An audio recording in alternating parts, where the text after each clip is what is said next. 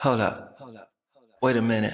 This is Carla Renata, aka the Curvy Critic, and I shoot straight from the hip. Yeah, you know I'm always shooting straight from the hip. Let's take a trip around the curve.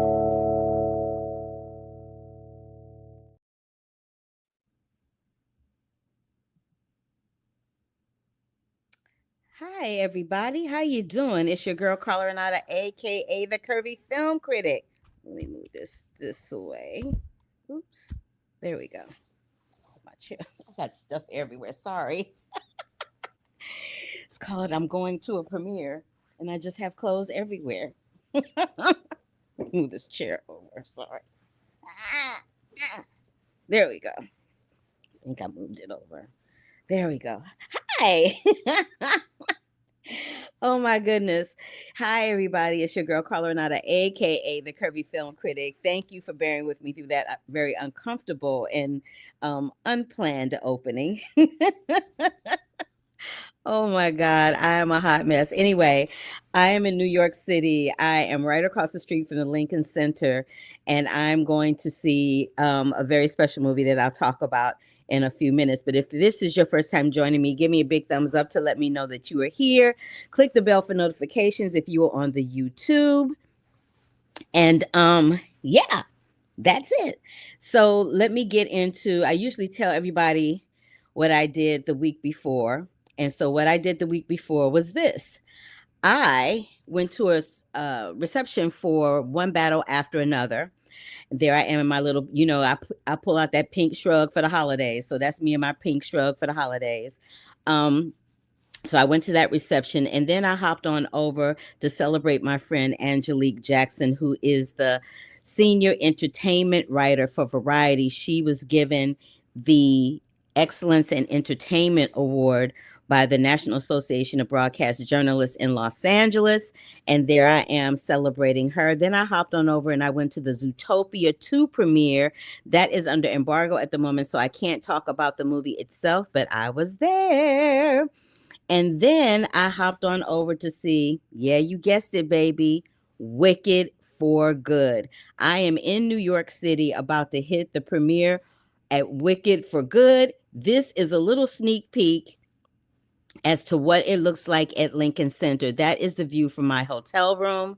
It is beautiful, large, and in charge, and I cannot wait to change clothes, slap a little makeup on, and hop on over there to celebrate that. But I have been promising you guys, and I'll talk about Wicked for Good right before I end the broadcast, but I've been talking to you guys for weeks, teasing for weeks about a few things, but this is what we're going to get into today. I'm going to talk to Jeremy Irons, who is from The Morning Show, which is streaming on Apple TV Plus. I'm also going to speak to Jill Campbell and Rashumba Williams from this documentary, Beyond the Gaze. I did see another animated movie called In Your Dreams. That is with Alex Wu, and I will be speaking with him. I also will be speaking with Rashumba Williams, like I said, who was one of the many models featured in the Sports Illustrated swimsuit issues. And I'll be talking to the Running Man's Jamie Lawson and Daniel Ezra. They're pictured in the upper right-hand corner of that poster there. And I'm talking to Jason Clark from the Murdoch murder series that is on streaming via Hulu. So I'm getting into all of that. And last but not least, I'm also going to talk to George Clooney, Laura Dern, and Adam Sandler, who are in J. Kelly, which is streaming via Netflix. So what are we going to get into first? Let's get into a little Running Man situation. Let me make sure I have them down here. Now, I had talked to Jamie and Daniel about the film, and I talked about the film last week, but now I'm going to let them tell you all about it. Good to see you again. How are you? I'm good. How you doing? I'm good. Good to see you. Congratulations on the Grammy nom for Sinners for your song. It's exciting. It's an exciting time right now. Can you believe Sinners got six nominations? It got the most in movie history for Grammys. I'm so excited about that. Yeah, we've been cheering all weekend. The cast, the crew, we've been just like celebrating. The text threads are going crazy. That's great. So listen, I was curious about this. Sheila gives Ben their daughter sock for good luck. Do you have something that was given to you that you hold on to for good luck, or do you think that luck is more like preparation meets opportunity?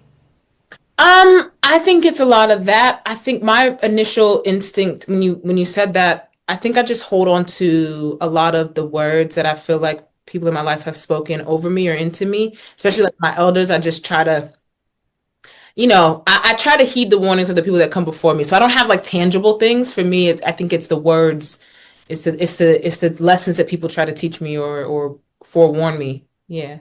Okay. And do you think that The Running Man is a suicide mission or a very elaborate theme park ride with lots of twists and turns? What I think it is versus what I would love it to be are two different things. Because honestly, when I watched it, that was my thought. I was like, "Oh man, as a ride, this would be crazy." Um, but yeah, everything is set up against him to fail, and that's what the movie's trying to hit on is the way in which it is glossed up by the network. It becomes confusing and it distorts reality for folks where they go, oh, this is just this entertaining game show. They don't actually get killed or all of this stuff, but it's real lives that are on the line here. Yeah. It does a wonderful job of balancing the two. So Yeah. listen, I really loved your role in the movie, and I want to ask you this. If you had the opportunity to do a game show, which one would you choose? And have you ever watched one and really figured out the pattern for winning? Because I have. Oh, no, I've never figured out a pattern for winning anything. I would probably do American Ninja Warrior. Ooh, Like that would be fun. I feel like that would be fun and physical. I wouldn't, again, I don't know how I'd win that one. I think that's just shit. There's a lot of luck goes into that one. But yeah, I'd probably go for that one. I What was would okay. So, speaking of luck, do you think that luck is preparation meets opportunity? Yes, I do. Yes, I do. I do. I do. I think, you always have to make room for amazing things to happen and blessings to happen. But fundamentally, I do think things can happen without you being prepared and then slip by you. And I think that's happened to us all. And it's a tough lesson to learn. Cool. Now, were you a Stephen King passion person before you started doing this project? And if you were, what's your favorite Stephen King project? I wasn't. I loved the book. I had read the book before, is what made me really excited. I have only read, I think, a couple. I think It and Misery, but I haven't done the whole gamut. But I do. I want to. I want to for sure because his movies are always so deeply affecting and raw and strange in a beautiful way. And so, yeah, I kind of want to. I've made it my mission to kind of read them all. And one last question I want to ask you. This project kind of feels timeless in terms of what we're going through in America right now with the hunters feeling very much like ICE. Were Yeah. you surprised at how relatable this is still nearly like 30 years later? Yeah, you know what's scary is the book was written in the 80s, but it's set in 2025, and which was insane. And so, yes, it feels like the perfect time for this movie to come out, which is both a good and bad thing. Right? Like, it feels like the perfect time for this movie to come out, and I hope when it's all said and done, the thing that people take is that we're stronger together, and we have to look after each other. And I think that's a great place to end. Thank you so much, Daniel, for your time. I appreciate you. Likewise. All right, bye. Again, you guys, The Running Man is a Paramount Pictures flick, and it is in theaters right now, starring Glenn Powell, Coleman Domingo, Jamie Lawson, Daniel Ezra, and so many more. The Murdoch Murders is a very famous true crime case in which Alec Murdoch has been accused of murdering his wife and his youngest son. It's been in the news, it's been in trials for quite some time. And yeah, so that's what's going on with that. And I talked to Jason Clark, who plays Alec Murdoch, and I'm gonna let you hear what he has to say about justice and how that goes down. Here we go. Cool. Carla Renata, the curvy critic. Carla Renata, how are you? I'm good, Jason. Good to see you again. Good to see you again. Listen, when I watched this series, it took me a minute to realize that it was you, and all I knew is that it's a full testament to, your artistic skills as an actor, on being a real human being who focuses on the focal point of this person's life and his circumstances, as opposed to, what he looks like. So, thank you. Yeah, of course. No, you watch a lot of stuff that was very well broken down. Thank you. Thank you. Not a problem. Not a problem. I just have a question though. I'm from the Midwest. I'm not from the South. What's with calling everybody Bubba? I just need to know. What is it, Bubba? I know. Like, Bubba. I'm like, what the hell? I don't know either, but it was just like, I got to say, it was enjoyable. There was just, it's like, I'm from Australia and we use mate. You know what I mean? There's a lot of mate. Right. Hey, mate, what's going on? Except with women, you don't call. But it's one of those idiosyncratic things. I was just like, I asked the same question. The writer was from South Carolina. I said, yeah, it's a thing. I said, damn, Australia, I'm using it, dude. I'm all for it. There's something disarming. Yeah. Although I started using it at home when I was shooting at home, and my sons told me to stop. I bet they did. They were like, what are you doing? They did that. Don't bring that around here, Dad. They're like, what is happening right now? So listen, justice, I feel like with this particular case is a very interesting notion, especially in the still ongoing case. And we feel like there is still justice being sought for this family, right? Yes. So what are your thoughts about justice being on the other side of this project? Yes, that's a great question. Thank you. I honestly think we have the best justices. We have a similar one in Australia, Trial by Your Peers, that it has deep flaws in it. I always found it fascinating that his as an injury lawyer, it's a trial by your peers. So they could try the train station for accidents, and it's all people that lived in the community. So everybody's making off this. So it was like, it was bad news for the train stations, and they stopped going through at one point because they were losing so many bad insurance cases. And then here Alec is at the end, and he's been tried by a community that knows him, or so a small. And so it's a funny. And then the county clerk is now up on charges. There was, one of the jurors was removed. There was the egg. All these things. It becomes, but then that's what we have. But it makes you think about, what is justice? Should he have had a trial by his peers? Was he able to have a trial by his peers? It was fair and even. But at the same point, that's who tried him. He'd betrayed that community. He'd ripped them off. He found himself in such an awkward position once that financial stuff come out. It was like, empathy's out the window when you've ripped off a paraplegic boy and his family. You know what I mean? It's absolutely. Like, there's no coming back from that. No. And you go, well, it's like, even his, you say, because when I went down it, I used to think I justified, I'm not guilty to myself to play him. You know what I mean? There's no gun. There's no smoking weapon. There's no blood. Man, I got ripped off, man. You know what I mean, Bo? I got ripped off. They done me dirty, But you go down, and it's like Waters managed to put together a case to show that there was nobody else but him, and you go, well, on it goes. He's going to appeal. He's come out and he said some things about us. I don't have an answer to your question, but I love talking about it. What is justice? And I still do believe that we have the best system available. You know what I mean? It's not perfect. There are holes in it. It's to be expected. You know what I mean? But here we are. And it becomes gripping, viewing and gripping reading, doesn't it? You watch this man get up on the thing and try to cry as he talks about his things, but he's got no tears left. And he's talking about his most humiliating things, detoxing and having diarrhea in front of his son and his brothers and his sister-in-law. And you go, this is just unbelievable. In front of everybody, they're right there. And then lying in the courtroom and getting caught out, and his son's sitting there. Yeah, it was unbelievable. Like if you didn't know this was a true story, you would think somebody made it up. Like for You real. would think somebody made it up. You would Yeah. think somebody made. Dude, I could talk to you. There's so many more things I want to talk to you about this in terms of the characterization, but I'm out of time, Jason. We Oh, it's just a didn't have enough pleasurable. time. I love a good, interesting question, though. Thank you so much. Oh, I know you do. That's why I came prepared because I know you're that dude. I'll see you No, I next love a time. good chat because yeah, we work hard on these things, and they're very complicated, and there's no answer, but it brings up things which I really find interesting, and justice is a big one. Cool. Well, thank you. I'll see you next time. Thank you, Boet.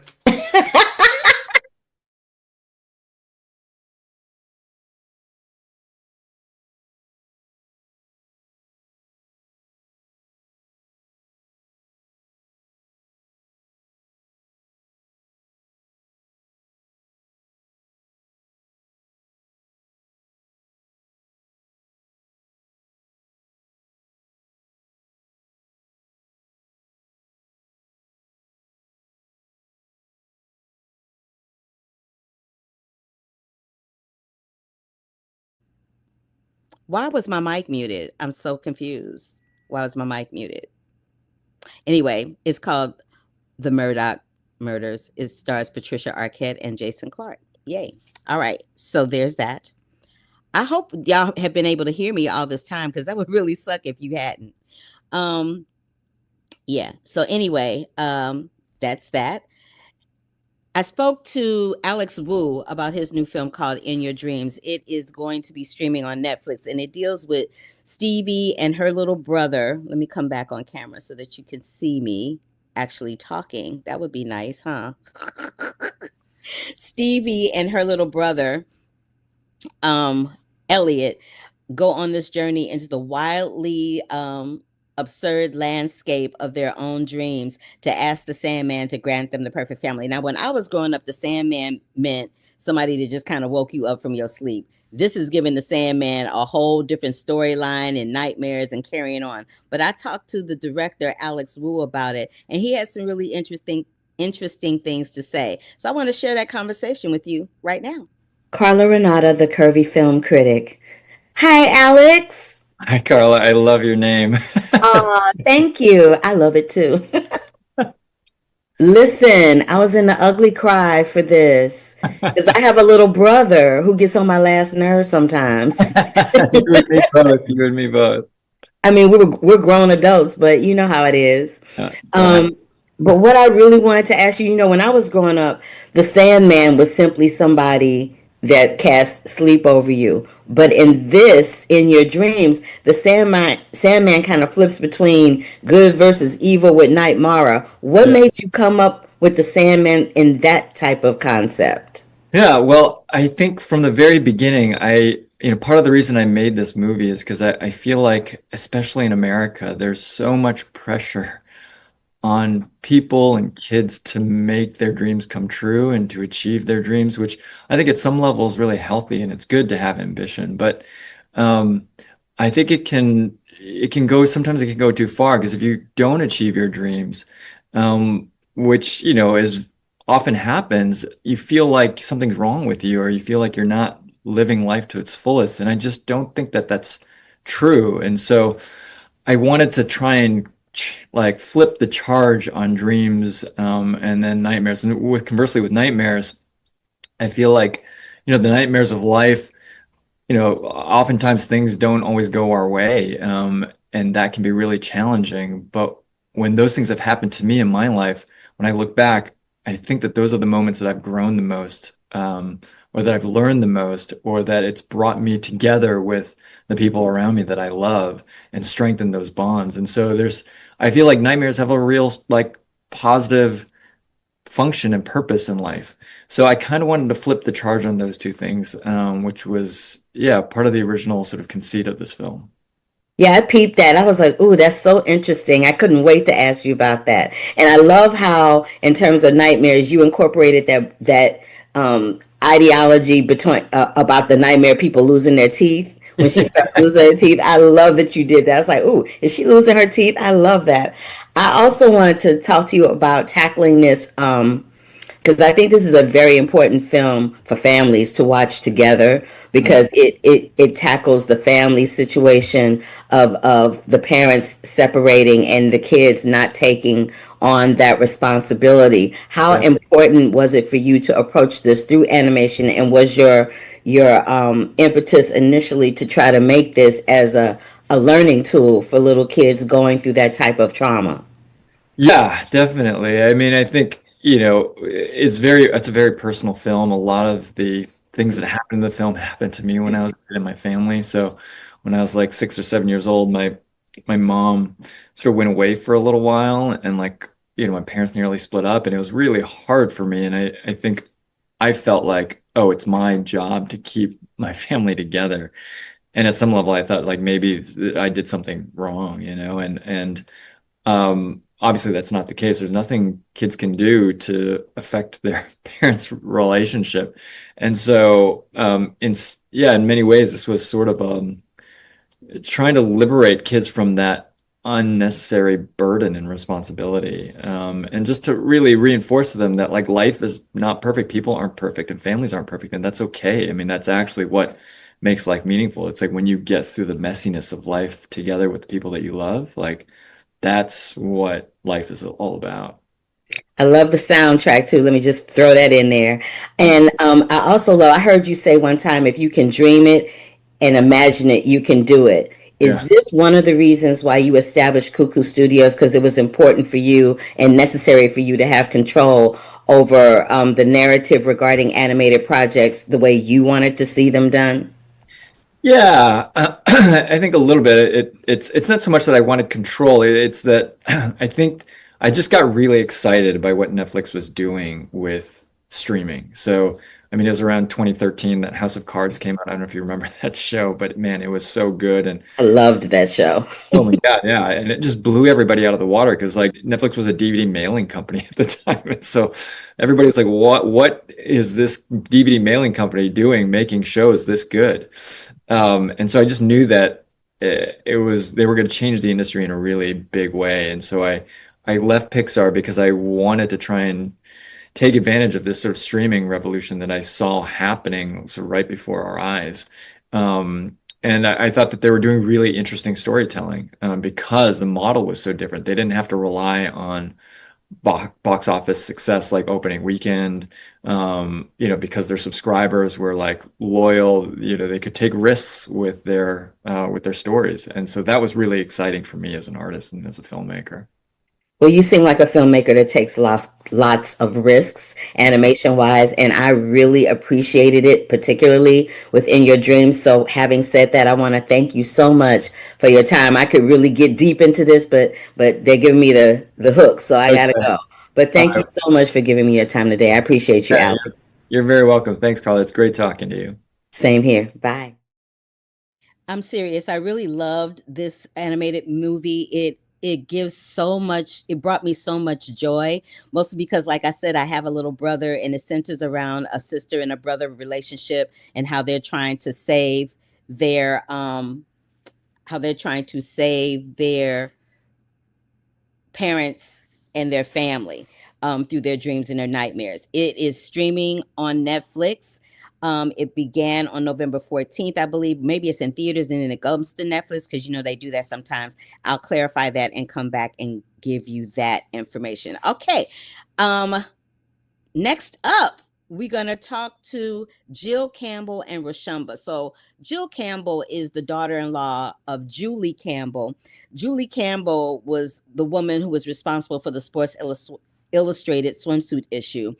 And this began streaming on Netflix again as of November 11th. This documentary explores the life and legacy of Julie, who was the founding editor of the Sports Illustrated swimsuit issue, and her journey in a male-dominated industry. The film examines the evolution of beauty standards and the changing gaze on women in media, as seen through Campbell's pioneering work and her collaboration with models like Rashumba Williams, Tyra Banks, Christy Brinkley, Kathy Ireland. The list goes on and on and on and on. So I'll let them tell you more about it in this interview that I did with Jill Campbell and Rashumba Williams. centered around Beyond the Gaze. I saw you do an interview, Jill. You were like, people think this is about women in swimsuits. No, it's not about women in swimsuits. It's a story about a woman who had no problem taking up space for herself and for other women to show how powerful they were and how celebrated they should be in the female form and not gazed upon, like prey or whatever. So I'll let you talk the whole interview because I got to come correct because I saw it and I loved what I saw. So Jill, I want to talk about what was the very first time you met Julie and how you were able to see beyond the gaze of her. That's a great question. Well, like, as you know from the film, she's my mother-in-law. And I'm a documentarian, but I met her when I was 21. I graduated college. I moved to New York City to become an actress. I was a waitress, and I met Bruce, her son, in a bar. And that's what we used to do back in the day. That's what we did. I was hostessing, actually, and I thought I didn't even know anyway, she was on location when I met him, but so I didn't meet, we started dating and I didn't meet her for a couple of months because she used to leave in October and she would be gone. Back then they scouted for 2 months, but right. So yeah, we used to shoot around that time of year, October, November, December. Yeah. Yeah. And she was this mystery of this career woman traveling to this exotic place with all these famous models. Cause I met him in 1988. And so when I met her, she really became a second mother to me. I mean, I love my mother, but my mother and Julie were very close, but they're very different. So each lady gave me something different. Julie showed me the world. She showed me class. She showed me elegance. She showed me, like you said, she was a career woman. She was a smart, strong lady who knew her mind. And the last goal she had was to objectify women. Right.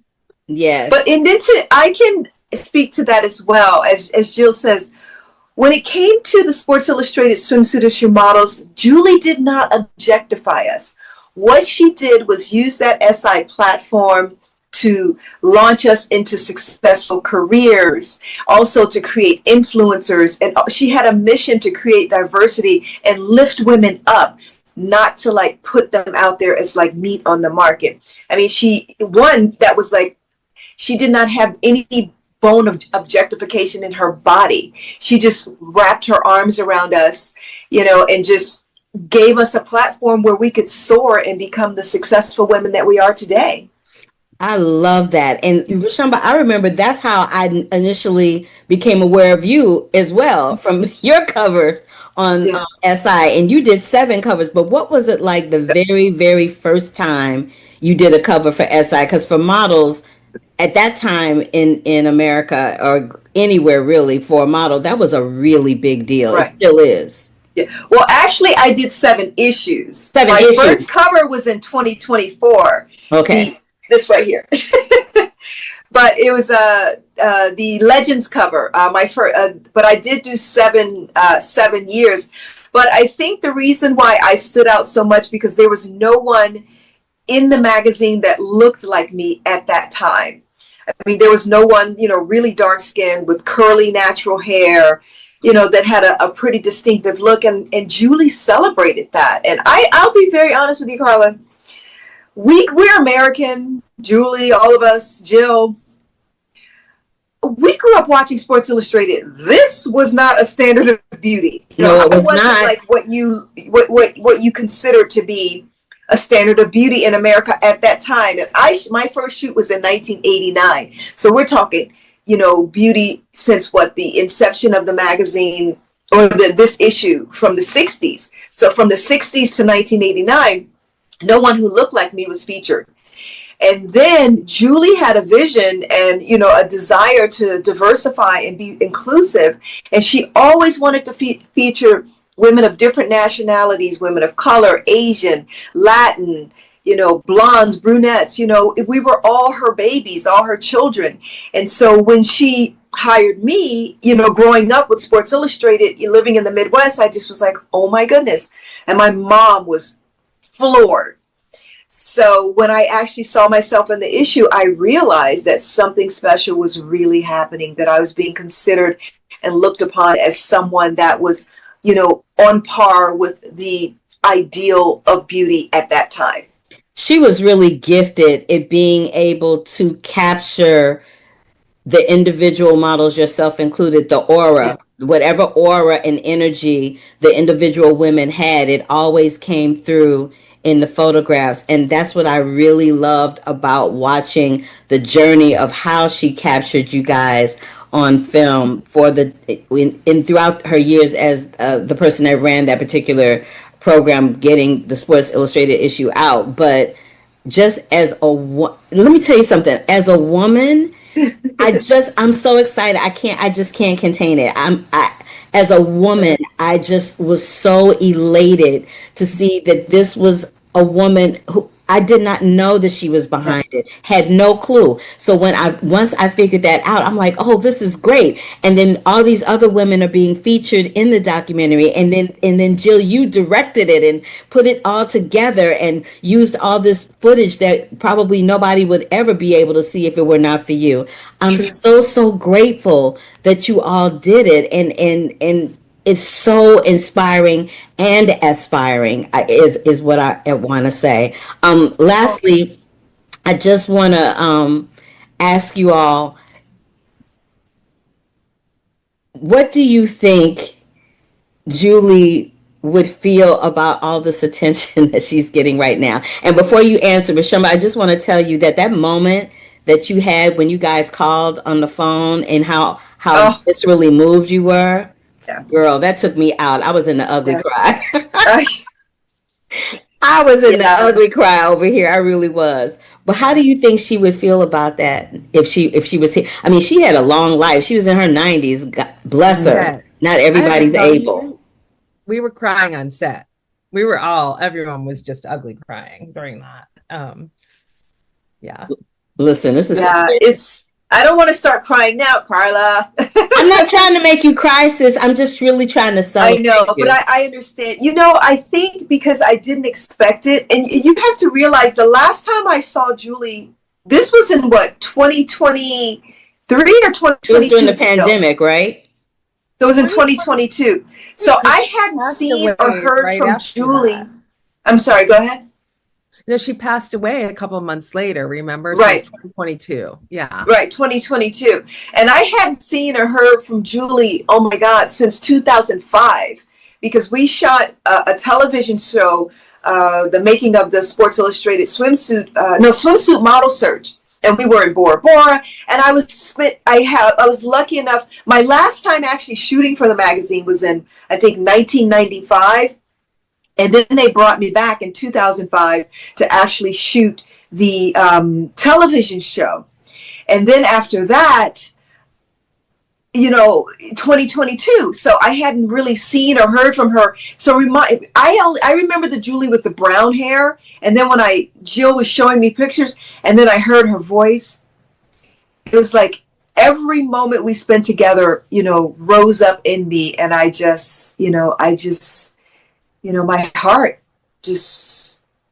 I overstand. I'm going to close it out by leaving this with y'all because I don't want to take up more of your time because I know they kind of squeeze me in. But, memories are the movies of our minds, right? So when you welled up like that, Rashomba, that was the movie replaying itself in your mind of a beautiful time in your life that you'll never, ever forget and will cherish always. And for you, Jill, the same goes for you. This is a woman that you probably never would have met had you not met her son. And she opened up a whole wealth of, not opportunities, but a whole wealth of knowledge for you in a different lane that you probably would have never gone down had you not met her. So I want to applaud both of you for your contributions to this and for bringing it to light and for making sure that her legacy will never, ever, ever die because now it's immortally captured in celluloid. So thank you.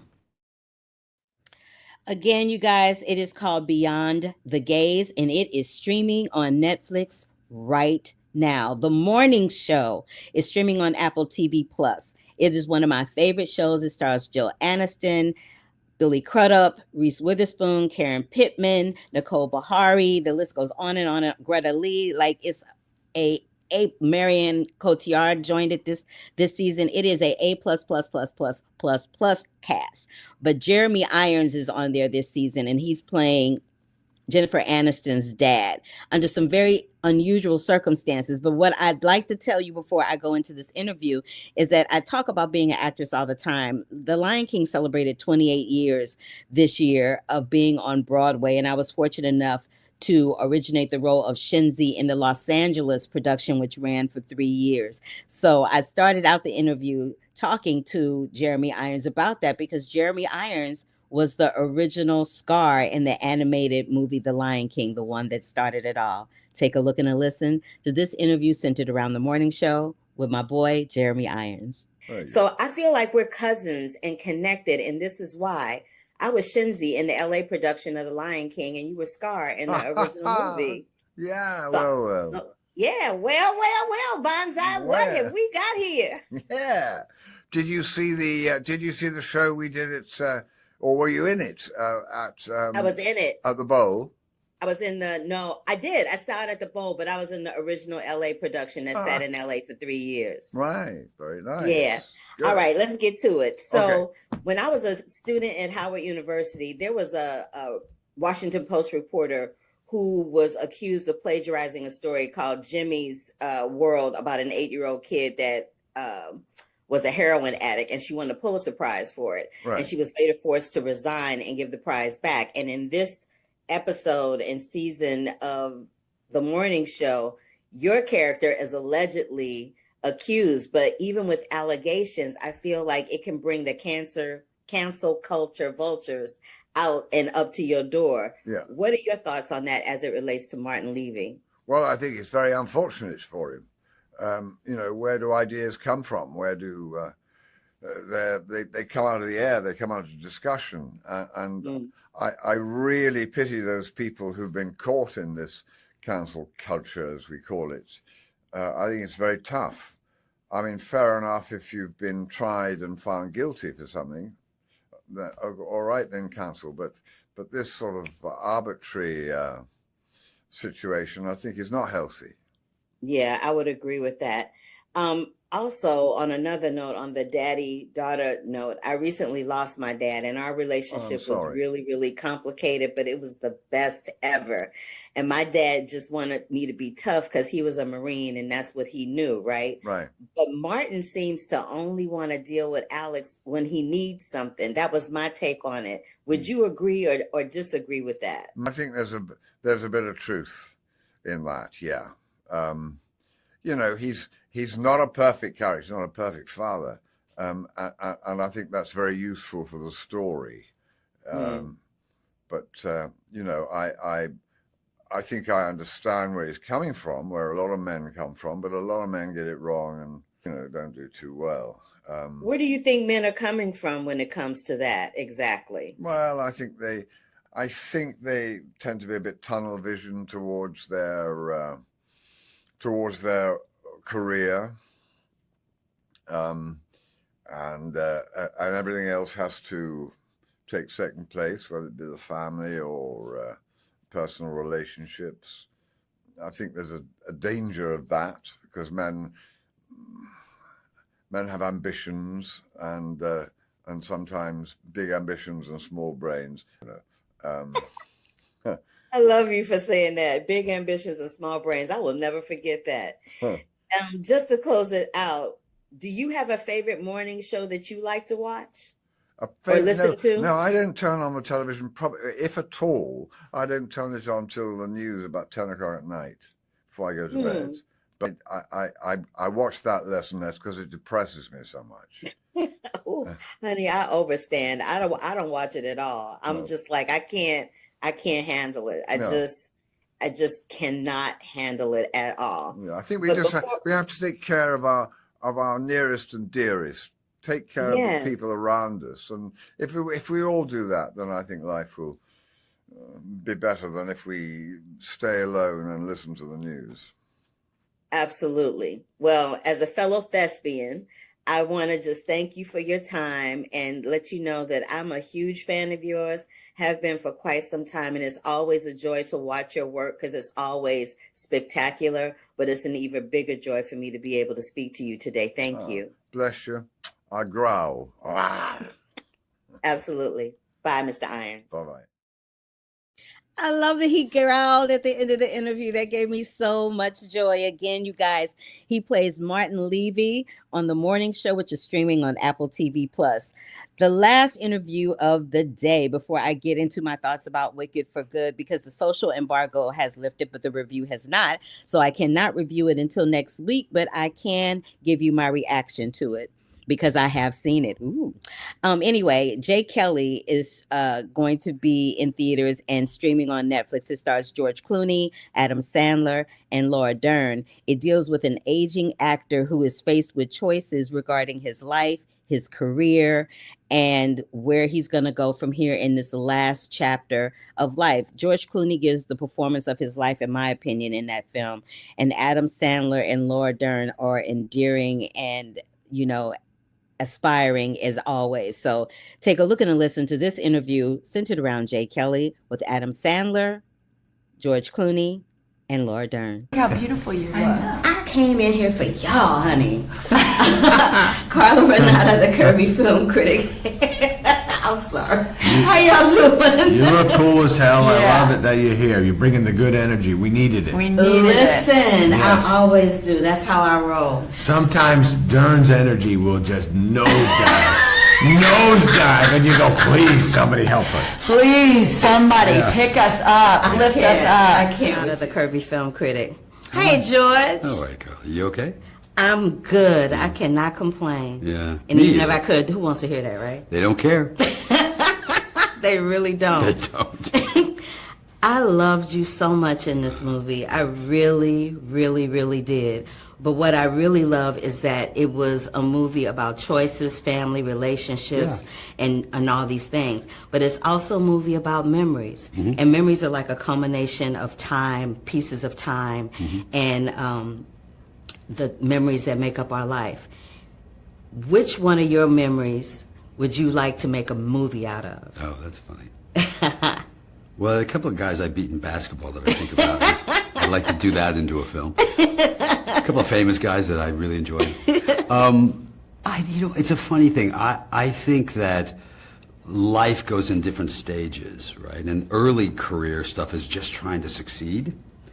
And I don't find that to be all that interesting looking back. There's sort of the later stages for me, because I started late. I got married to a mall when I was 52, and I had kids when I was 56. And that's been a real adventure for me. And, listen, I'm an old guy with young kids. I'm running around like, ugh. And so I think that's a more interesting phase in my life and in my memories. So and it's more recent, so I can remember it too. But that would be probably what I'd look at. That's nice. There's a lot. Meeting me, other than meeting me. Meeting Dern. Meeting Dern and going back in time. That's a good question, man. That's let's see. What are you gonna say, Dern? There's so many nice things you want to go back I know. to. Just life. Yeah. Just family. Yeah, it is amazing, right? It immediately goes to family. Yeah. Favorite memories and moments. Of course. Yes. Okay. Yes. Don't be throwing it to her. What's yours? Let's see. You ain't getting out of it that easy, I Adam. remember the night I met my wife. That was it. You want to know what happened? Yes. Locked eyes with her. We got that crazy long gaze going and whispering things to each other and cutie pie stuff, and she would get up and walk away for a second, maybe to go to the ladies' room or whatever, and give me a long look after. I was like, ooh, the long look. She likes me. This is fun. That was nice. That was a big night. Wow. 28 years ago or something like that. She gazed at me. Oh, man. How about you, Durno? I mean, it might be Jackie Sandler gazing at me for the first yeah, time. she loves Because she is She's a professional gazer. she's just the greatest human anybody's ever met. She loves you, Durno. No doubt. So, you know the moment in the film where George's character, Jay Kelly, kind of throws his friend under the bus for this audition? Oh, yes. In your younger career, did you have a moment like that where somebody either did that to you or you unintentionally did that to someone else? Maybe there's some unintentional stuff. Yes. I know. I'm so scared to answer because, you know, somebody out there is watching going, yeah, you don't even remember what you did unintentionally. Must have had moments like that. I just don't remember them clearly, but you know, I remember in the stand-up world, you're all fighting to get on stage. So there's moments that people are battling to get up there, and I'm sure things through other people's eyes go, oh yeah, he did this. He did that. I'm sure, man. I don't know. I don't want to even know. Okay, we'll leave that alone. Why did you bring that up? How dare you? And you know, so there's the moment where you kind of throw Tim under the bus for the audition. Yeah. It cracks me up because it reminds me of that scene in Fame where Leroy goes to the audition with his friend And he gets the gig and Sure. she doesn't. Yeah. Did you ever have a moment like that? So many times. And, I remember taking my buddies, my partner still, and my producing partner, Grant Heslov, to ABC to audition for a gig, and I got it and he didn't, and he still rubs it in about that. But there was a lot of that, one of my buddies, Tom, was really working a lot, and he was blonde and I was brunette, and we were always competing. I was trying desperately to beat him. We were in acting class together, but I tried desperately to beat him out of the part. But if I didn't beat him out of the part, I wanted him to get it. It wasn't like, Right. But, there was all of that competition when you were young. Wow. And last but not least. Uh-oh. Don't be scared. Don't be scared. I am scared now. Don't be You worry scared. Don't be scared. There's so many ways that we can be authentically ourselves. Mm-hmm. What advice would you have for young actors coming up to just lean into who they are and not try to be somebody else? Because that person's already taken. I would say get off of social media, quite honestly, because when I'm directing a film and casting, there'll be two actors I like, and then the studio will come in and say, well, this one has more followers on Instagram, literally. And I think it's probably not helpful. So I would say get off of sort of all of those things and give yourself a little mystery along the way. But it's a harder business now than it was when I was. There's more work by a lot, so there's more work to get, but it's harder to sustain. A lot of judginess on that social media. I know. I was just saying, my fourth grade teacher taught me to keep your eyes on your own paper. That's good. And I think that might be the best advice I ever got. Do your own thing. Yeah. Yeah, you can't. No matter what I noticed on that social media, there's no 100% on the positive. It's positive, negative, positive. Whatever age you are, nobody cares. There's some nastiness. Not necessary to read anything about yourself. Just keep doing your life. Keep going after what you want, and like the things you like, and don't let anybody persuade you into other thoughts. The two things that I feel like are the great commodities in a human being are the things that aren't celebrated. One is empathy, and the other is uniquess. Mm-hmm. So you can't be unique if you're looking to model everything else you're seeing. That's good. So let's bring back some empathy for being exactly who you are. Being exactly who you are. Let me tell y'all something. As I wrap this up, y'all are my two favorite people because you are uniquely you. And you're authentically kind every single time I see you. Thank you so much. You reflect it. You bring that. It's You're it's awesome, you buddy. mirroring it onto us. You must be the best hanging out with your friends and your family. Oh, well, you need to find out, Adam Sandler. Let's go. One dinner is all I'm asking for. Let's go. All right, I love you. Thank you. Thank you. All right, see you next time. To me, you're one of the last great movie stars, and I love watching you. I think you need to be Cary Grant, though. You need to do a story about Cary Grant. No, God, no. He was by the way, that guy, I saw him, I met him. Toward the end of his life, he was doing a speaking engagement, and I was backstage pulling the curtain. And I didn't know he was going to be there, and all of a sudden, I looked backstage, there's Cary Grant. I was like 21 years old. I was like, You saw what you were going to look like later. No, and he would be rolling over right now. Oh, no, hell no. But thank you so much for your time. I so appreciate you. I was happy to see you. Let me tell you something. I've always wanted to speak to George Clooney. I think I've actually talked to Laura Dern 5 times this year, and I've spoken to Adam Sandler a couple of times, but I've never ever spoken to George Clooney about any of his movies. And I was so elated to be able to speak to him this time. Again, the film is called Jay Kelly. I'm going to single-handedly campaign for him to play Cary Grant, and it will be streaming on Netflix coming December 5th. All right. So let me tell y'all a little bit about Wicked for Good. Let me find my little pictures so that I can talk about it properly. Let me tell you a little bit about Miss Wicked for Good. So that is a picture of what they're looking like in this iteration. Elphaba has her hair down. It's not in a ponytail. She has really leaned into her authentic self. There is Ariana Grande, who has really leaning into Glinda the Good. And the difference between this version and the other one that you saw this time last year is that Wicked was the evolution of both of these girls, their friendship, and how Elphaba became Elphaba. And we alluded to how Glinda was going to become Glinda, right? But Wicked for Good is about Glinda. And it's also about the choices that everyone makes that affects their past, their present, and their future. That's all I can say about Wicked for Good. What I will tell you is there's some really wonderful things happening with all three of these characters. You have to lean into it and keep your eyes open and find out. You can see there is some Wizard of Oz things going on. It's very brief and to the point. I can't say what it is, but it's very brief and to the point, and you'll love how it all plays out in the end. And yeah, I believe this is the end of the press tour for the Wicked for Good film, because it does come out on the 21st, just in time for Thanksgiving, like it did last time. And across the street, like I showed you, I think I had a picture where I showed you guys what it looked like. Just across the street at Lincoln Center is where the premiere is happening. And I'm telling you, honey, it's packed. They are screaming. You may have heard them screaming every once in a while I was doing the interview, but it is a situation. And I'm about to get my clothes on and hop on over there real quick and slap some makeup on. But yes, Wicked for Good. I will talk about Wicked for Good in its entirety next week, because I am bound by an embargo, but I could come on social media and give my reaction to it. So let's just be clear about that.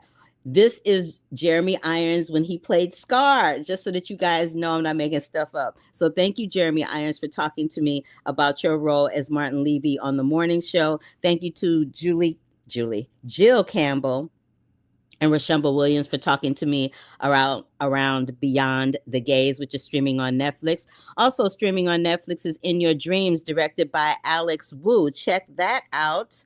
What else did I talk about in here today, y'all?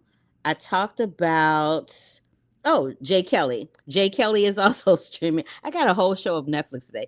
Jay Kelly will be streaming on Netflix. I think I talked about that already. Murdoch, this series is going to be streaming on Hulu. It's streaming right now. And that's Jason Clarke in that picture. When I tell you he transforms into a Southern man, and that boy is straight up from the down under, it is, you definitely don't want to miss that, because he's doing the daggum thing.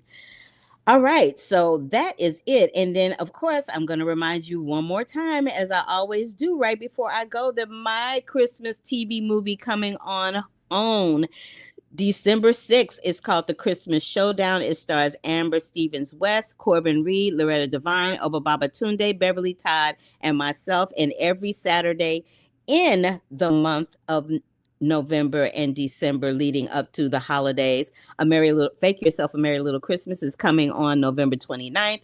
Mine is coming December 6th. And the last one, Very Merry Mystery, is coming on December 13th. Thank y'all for joining us, sister, and listening to me ramble for like an hour. And now I'm going to take off and go to Wicked for Good. I'll probably do some live streaming so that you can see it from over there, and we'll get into it. All right. Thank you so much. And I'll see you next week when I talk about Wicked for Good. Yeah. Anyway, bye. Hold up. Wait a minute.